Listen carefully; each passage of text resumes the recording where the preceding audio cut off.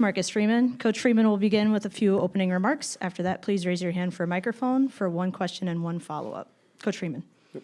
I want to start off again by thanking the Sugar Bowl in New Orleans for hosting us. It was a great environment. Thursday seems like forever ago, but it was a great moment for our entire program. And I want to make sure I give due credit to Georgia and Coach Smart. I tried to tell him after the game, but those moments can be so brief and chaotic. But the job he's done leading that football program these past, I think, 9 years, it's the standard for college football. And I got a lot of respect for him as a coach in that Georgia football program. So I want to make sure I said that. Quickly had to turn our attention. By the time we got to the plane, coaching staff had to turn our attention to Penn State. And as special as that victory was, we almost put all our effort in our attention to preparing for Penn State and, making sure that we're ready for this opportunity in front of us. If you don't prepare the right way, the reality is that moment on Thursday will be our last great moment. And nobody wants that, right? Nobody in our program wants that. But the reality is it doesn't matter what you want. It's going to be about what you're willing to do. And so we have to understand that and put the work in necessary to achieve the result that we want. The only injury update from the game is that Cooper Flanagan will be out for the remainder of the CFP with a foot injury. But other than that, which is, again, you miss Coop and love him and what he brings to this team. But other than that, everybody else was clean. It was a pretty clean game in terms of injuries. Moving forward to Penn State, again, I got a lot of respect for Coach Franklin and the job he's done at Penn State and at Vandy before that. It's a very talented, disciplined, tough football team, very creative offense that utilizes a bunch of different personnels, a bunch of different formations. It's going to force you to be extremely disciplined in terms of your eyes and your adjustments in terms of defensive football. I think their tight end, 44, Warren, is one of the best players in college football, period, regardless of position. Very impressed by the film I've seen of him. Both of their running backs are extremely good players, and both of them are home run threats. They're power runners.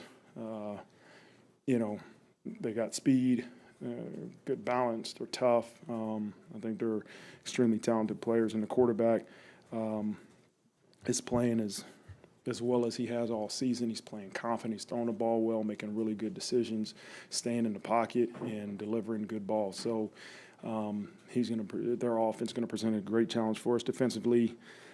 They create a lot of havoc, and it doesn't have to be with a pressure, but their front four create havoc. They do a good job stopping the run and getting after the quarterback in the pass game. And like I just said about the tight end, number 11, that DN Carter, I think his name, he's as good as anybody in college football at his position. I mean, he's a talented pass rusher. So they got some guys. I think they're fourth in FBS in terms of interceptions. I mean, they got guys, and it's a good team. And so, we're going to have a challenge to prepare the right way and get ready for this opportunity that lies ahead of. So with that, we'll open up for questions. Third row on your right, top Noy. Or second row, sorry. Marcus, what is it about this group of captains, this group of seniors, in terms of leadership that is maybe unique to this football team? I think the thing I respect about them most is the way they led when things weren't going so well, right? The ability to stand in front of the team, the ability to say this is our culture and this is what we're going to do and this is the work we're going to put in. I got a lot of respect for them. I've said this before, but culture's revealed in tough moments. I met with the captains last night about, the plan for this week, and I couldn't even get it out of my mouth before they said, Coach, we have to move forward. We have to move forward. If we didn't listen to this noise before now, why are we changing? And so they're taking the things I've said now it's just a strong belief, and they are truly an extension of me in that locker room, and it's great when you have players leading your program. And maybe an example of something that you thought, okay, I need to run this by the captains or the seniors or the leaders. I'm going to go talk to them, and then, but you would then when you start to talk to them, they've already addressed it. What would it be? I don't know if that situation has exactly happened where they've addressed. I'm trying to think as you asked that question. Listen, we talked about curfew last night, and before I could even say, hey, what time's curfew? It's coach want to keep it the same. And those are the little things that those guys, they understand and they believe. Like I want them to be empowered, and that's why we have these meetings. I want them to feel part of the decisions we make. But I can make the same decisions without them being there, and they're gonna. I mean, we're on the same wavelength. So it's a really good group of leaders. Up the middle aisle on the left, third row, Vahid Sadrazada. Hey, Marcus. So after week 2 was about handling the success, and after NIU playing with the pain of that loss. Fast forward 4 months, another win, almost the same score against an SEC opponent. How do you handle success this week and the noise that's starting to generate around the team? Yeah, it's probably louder than this week than it's ever been, and. I think it's human nature to enjoy people saying good things about you. It's human nature. But we've talked all year about being misfits, right? And that's what we have to continue to be. You have to make the choice to either waste time listening to people tell you how good you are or what the past has been, or you're going to put your time into preparing for this opportunity right in front of us. And that's been my message loud and clear, and we all have to make that choice.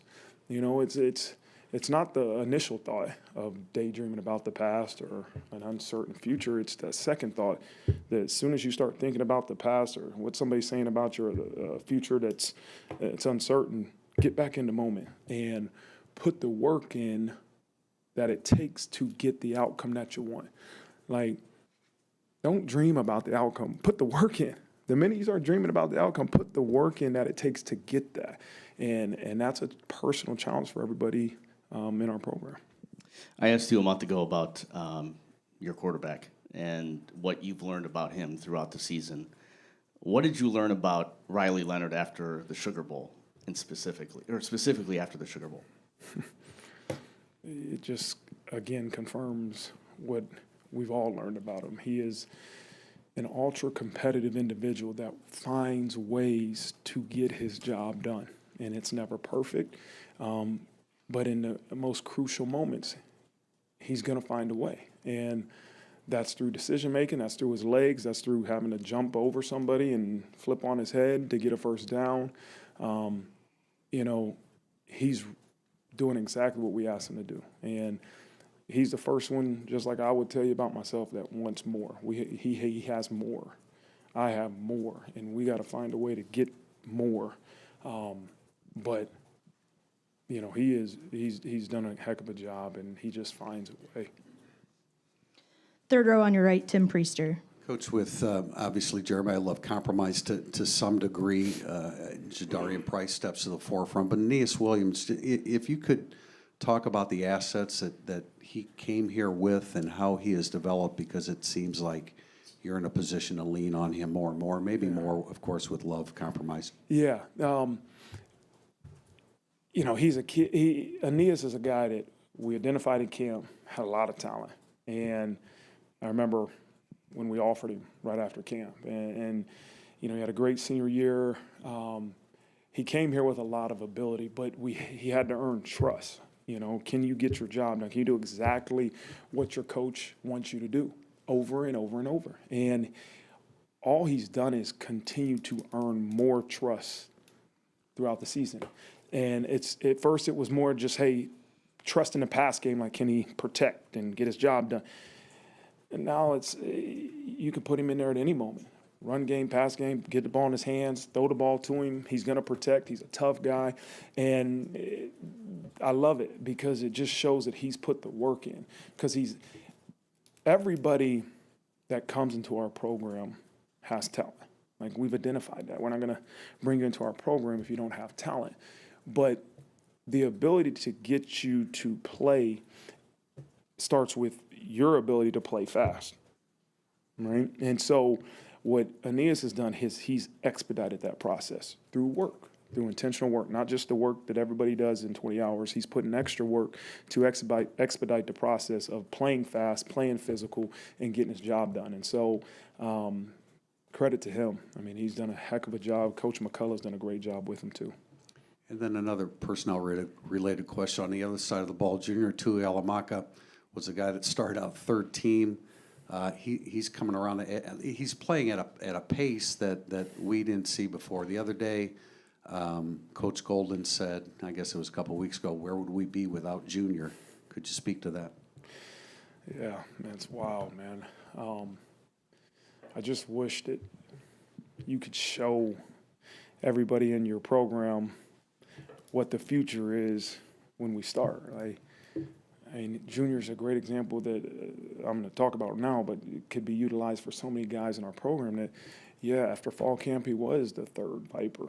And he worked, and I'm sure there was probably people in his ear saying, maybe you want to redshirt and go into the portal. And he just is committed to this place, committed to getting better and working, not worrying about how many plays he's playing. And now you're talking about the biggest games of the year. This dude is making game-changing plays. And so I think I said this after the game, like, we cannot be obsessed with the role as much as the work you put into the role you're given.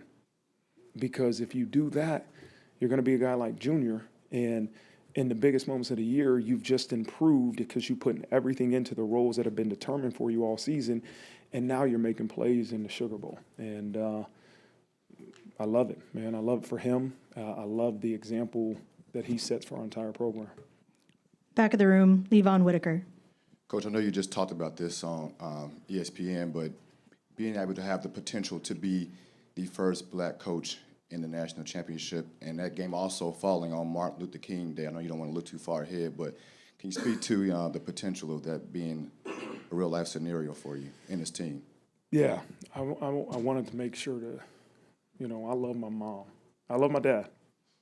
But, boys love their moms too. And, I want to make sure that, it's well stated that I am half Korean. And,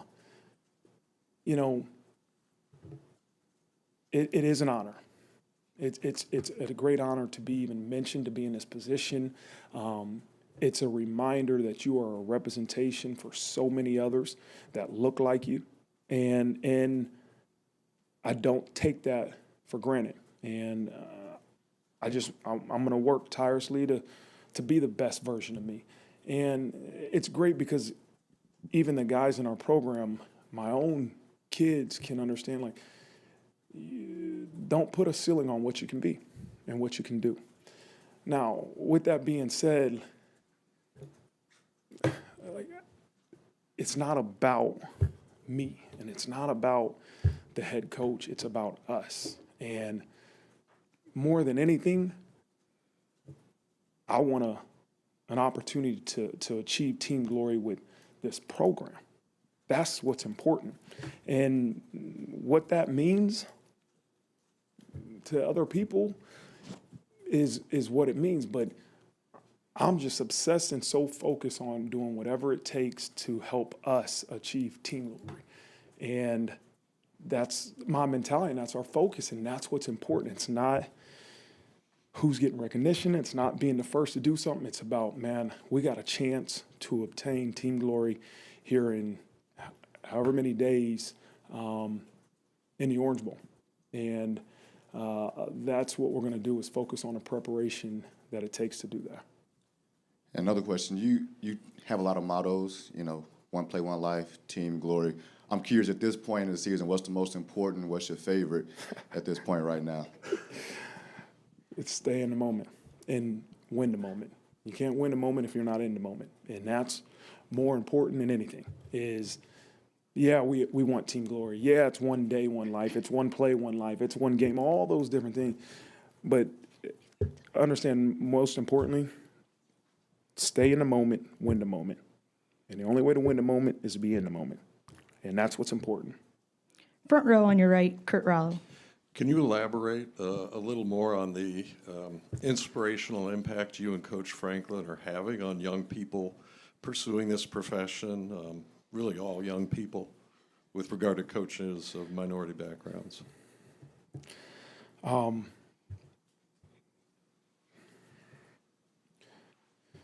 Yeah, like more than anything, if you want to impact the young people in this profession, you probably should do things to help them. And those are things that maybe after the season I could focus on trying to do.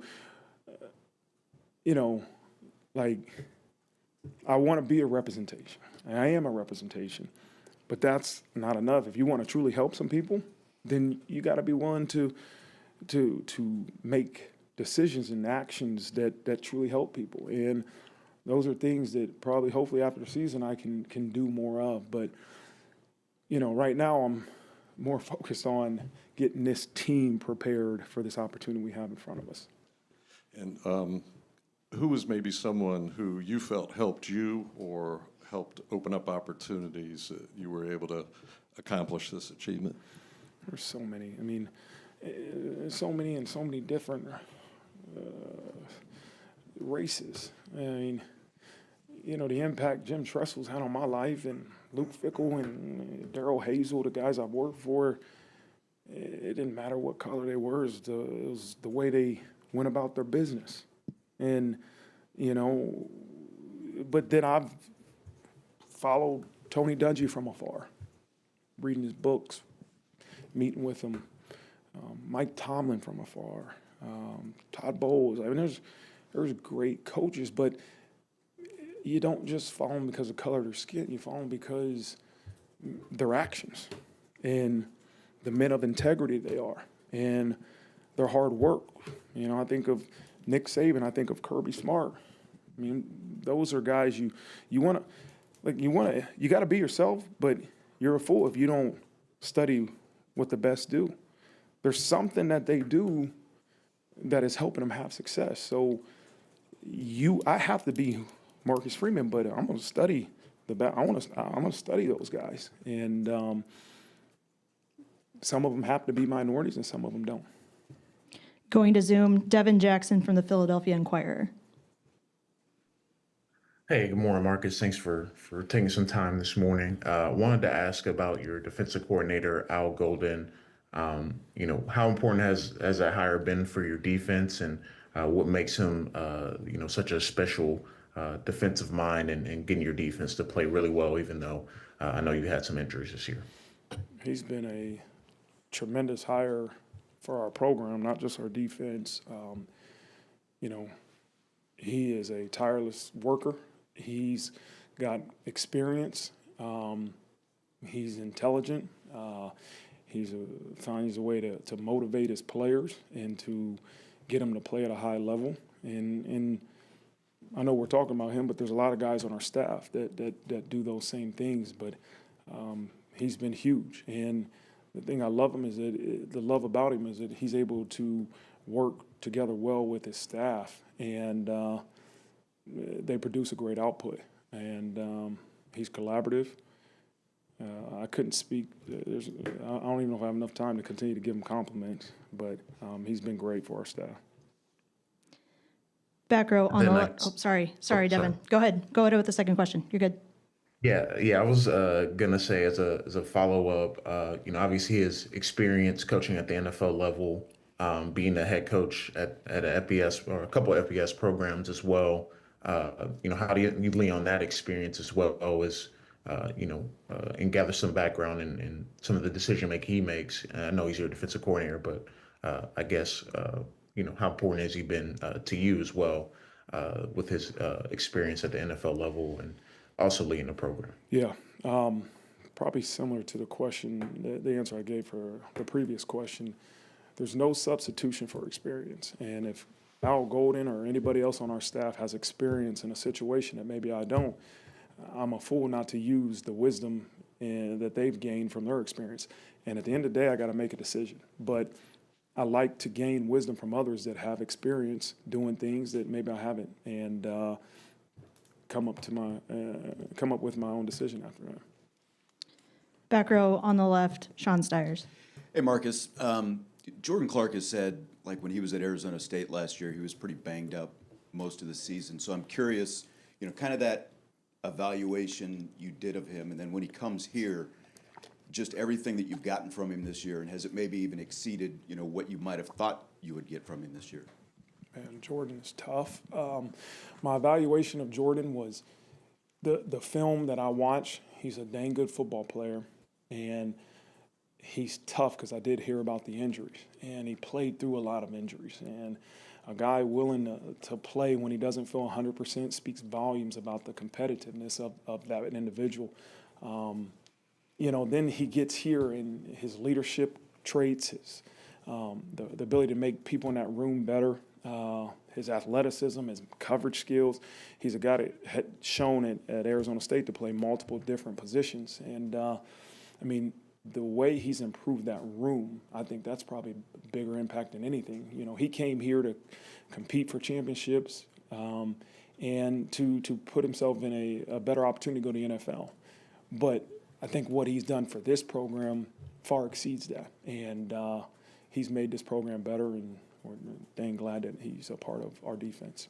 I'm also curious about the logistics of the fourth down play at your own 18-yard line, because you got 22 guys running off the, on and off the field. There's a lot that can potentially, kind of break down. So just, how much you practice something like that, how you call something like that on the sideline without sort of alerting everyone in the stadium something's going to happen. Just any light you can shed on some of those details. Yeah, we practiced it to a point where I felt like we couldn't get it wrong. I don't want to go out there and guess. And if it's going to be something that we do, I want to make sure we practice it over and over in the different situations, the different hashes that ball could have been on. And, is it after a timeout, or is it, with a 40-second clock or a 25-second clock? We had to practice all those situations. And, then we went out and we executed. You don't always know how the opposing team's going to respond. I didn't know if they were going to call a timeout or, they did a great job. It was actually good for us to see defensively of don't panic, get lined up. They got their 11 guys on the field, and the guy happened to jump off sides. But I thought they did a great job of not panicking, which the whole point of that is try to get somebody to panic and, maybe call a timeout or do something like that. But they didn't panic, and, but we had a plan. We practiced it for many days. Front row on your right, John Bryce. Marcus, I think you guys, familiar favorite topic of mine, have scored more than 140 points in the middle eight, and maybe only two opponents have scored against you during the middle eight. So how specifically in practice have you worked to become that efficient and that effective in that 8-minute quadrant? And for you specifically, where do you feel you've grown in that 8-minute session? Yeah, we practice 2-minute situations multiple times a week. We practice some of those, we call them last play situations that can occur, in the middle eight a couple times a week, and then you come out of halftime and it's important to start fast. And so, that's a mindset that we have. There's different ways to practice starting fast. We intentionally put some breaks, a halftime break essentially in practice, and we got to start fast right after that. And so I don't want to say it's, not because of preparation. We prepare, our guys are doing a great job, but at the end of the day, you got to win the interval on that play, and then the game is made up of a lot of intervals, right? And that's to me what our guys are able to do is to, I think there was 39 seconds left. I can't remember the exact time when Junior, or was it Junior? RJ, when RJ, forced a sack. But RJ won the interval on that play. You know, the next play, Riley and Bo won the interval. And so I don't just want to generalize and say, hey, the middle eight, we've done it. Like, it's about winning the interval on that play. And this is the only thing consistent in the game is this is the only play that matters. That's what I told the guys. I remember before the game, I'm like life, the game is unpredictable. It is. How you handle the unpredictable things that happen in your life, how you handle the unpredictable things that happen in a game is what makes it a success. And if we can keep winning the interval on this play is the only thing that's important, not the last play, not the next play. If you can keep that as consistent as you can, then you're going to probably have a lot of success. So along the lines of winning the interval, if you win the last intervals before the half and the first intervals out of the half, what does that do to buoy your team, and what do you think it presents from a challenge to the opposition? Yeah, I just, I never want to take the foot off the gas. And I don't care if we're up or down. Like, we got to come out of the locker room in the second half. We got to finish the first half, to answer your question. Finish the first half, in a good way. But we got to come out of the locker room with a sense of urgency, no matter what the situation is. And I remember challenging them in the locker room. I think we were up 10, maybe 10. Like, don't survive this thing. I think it's human nature at sometimes to survive. We're up 10. I mean, I remember watching Georgia, just come back versus multiple teams this season. I knew those guys would come out ready to go, and fortunate for us, we came out of the locker room and returned the kickoff return for a touchdown. And the result of that is 11 guys doing their job, and so it's a mentality. But you got to have your guys got to do it, man. These guys got to go out there and get it done, and they've been doing it. Front row on your left, Tyler Horka. You guys won a playoff game with only 90 passing yards, and it's kind of similar to the way the last national champion won a lot of its games last year. How feasible is it, with what you know about these four teams that are still in it, to kind of grind out games and win it that way, almost in a throwback fashion? Yeah, I don't. All I know is that this upcoming opponent does a heck of a job on defense, and their offense creates challenge. They run the ball, probably built similar to us in terms of the way they've had success. Maybe don't run the quarterback as much as we have, but I think each week it's what does it take to win, and that was probably the best defense we've seen all year. I don't care about stats. I'm just telling you about personnel and about scheme. Like that was a really good defense, and so we knew we weren't going to be able to just have 400 yards of offense. We had to be really smart. We had to take care of the football. Like, we knew our offense we knew we wanted to run the ball no matter what. And it was a defense that stops the run, but we had to find ways to get positive running yards and rushing yards, and that means even sometimes running Riley. But we had to take care of the football, and they did that. And defensively, we wanted to stop the run. And that's the number one thing we did defensively. We stopped the run. I knew in my heart, I said, okay, passing yards aren't going to beat us this game. It's rushing yards. And we did a really good job defensively doing that. And our special teams were superior. Our special teams was excellent. Mitch was great. And there was positives in all those phases. But that was the formula for that game. We haven't defined yet the keys to victory for this game, but for certain there's going to be something similar to what it was last game versus this team. With the quick turnaround, probably the quickest turnaround you guys have had all year, maybe ever, the tragedy, the postponement, Penn State's been off for a couple more days. The logistics of all this, how are you guys going about navigating that and getting ready to play another game just as big as the one that you just did? Yeah, like I said, man, how you handle the unpredictable things in life will determine the success. And so the greatest thing about this week is, like, it's just a normal game week. So we always view, coaches are weird people, we view it as Saturday, right? So we played game day Saturday.